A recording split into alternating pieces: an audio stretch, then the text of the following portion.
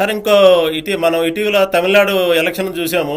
అక్కడేమో విజయ్ గారు అసలు బీభత్సంగా అంటే ఎన్టీ రామారావు గారు, ఎంజీఆర్ గారు వాళ్ళ తర్వాత అంత ఊపుతో ఒకసారిగా ముఖ్యమంత్రి అయ్యారు.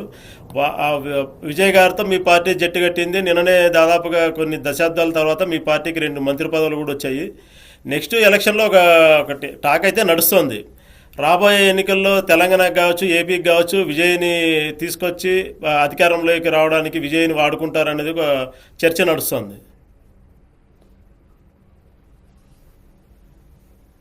దాన్ని మరీ అతిగా ఊహించుకుంటారు. ఏమి బీభత్సంగా ఏమొచ్చిందాడా? అంతే అంటారా? ఎన్టీ రామారావుకు మొత్తం 294 కు 202 వచ్చినాయి. ఈయనకు అవును. వచ్చేసి కాంగ్రెస్ ఉన్న ఐఎంఎల్ బీసీకి సపోర్ట్ లేకుంటే నానా అవస్థలు పడాల్సి వచ్చింది. కాబట్టి ఆడ బీభత్సంగా వచ్చింది ఏం లేదు.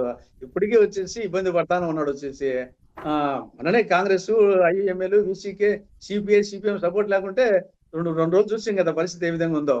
తర్వాత అక్కడ కూడా ఏడీఎంకేకి వచ్చేసి నాయకుడు అదే జయలలిత ఉంటే విజయ్ వచ్చిండేవాడు కదా. నా అభిప్రాయం, జయలలిత బతికి ఉంటే గనా ఏడీఎంకే ఆవిడ నాయకత్వం ఉండింటే స్టాలిన్ అవుతానుకుంటే ఏడీఎంకే జయలలిత వచ్చిండేది.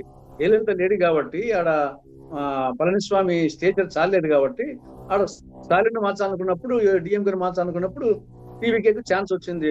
కన్ను చావు తప్పి కన్నులు పోయినట్టు కొంచెం అంతే తప్పనిచ్చేసి. నాకు తెలిసి జయలలిత బతికే ఉంటే ఆ ఛాన్స్ జయలలిత కొట్టిండేది. టీవీకేకు ఇక్కడ పవన్ కళ్యాణ్ పరిస్థితి వచ్చింది. 2019లో పవన్ కళ్యాణ్ వ్యతిరేకత మార్చాలనుకున్నది టీవీకి వచ్చింది తప్ప అదేదో టీవీకే బ్రహ్మాండమైన వచ్చేసి అద్భుతమైన పరిపాలన వచ్చింది అనుకోవడం లేదు, అద్భుతమైన మెజార్టీ వచ్చింది అనుకోవడం లేదు. ఇప్పటికీ ఇబ్బందులు పడతానే ఉన్నది ఆడ. కాబట్టి ఆయన ముందు చూసుకుంటే చాలు వచ్చేసి అదేదో ఇక్కడికి వచ్చి అవన్నీ ఊరికే మన వాళ్ళు వచ్చేసి ఏదో ఒకటి అయితేనే దాని గురించి ఎక్కువగా మన సామెత ఉంది. ఒకడు అప్పులో కొంచెం అప్పు ఉంటే అప్పు అప్పు అప్పు అంటారు, కొంచెం మిగులుబాటు ఉంటే ఇంకే వానికేం బ్రహ్మాండ కోటీశ్వరులు లక్షాధికారులు అంటారు. ఇట్లా కొంచెం తిరిగితే ఆకాశానికి ఎత్తేస్తారు, కొంచెం పడిపోతే పాతాళానికి పడేస్తారు.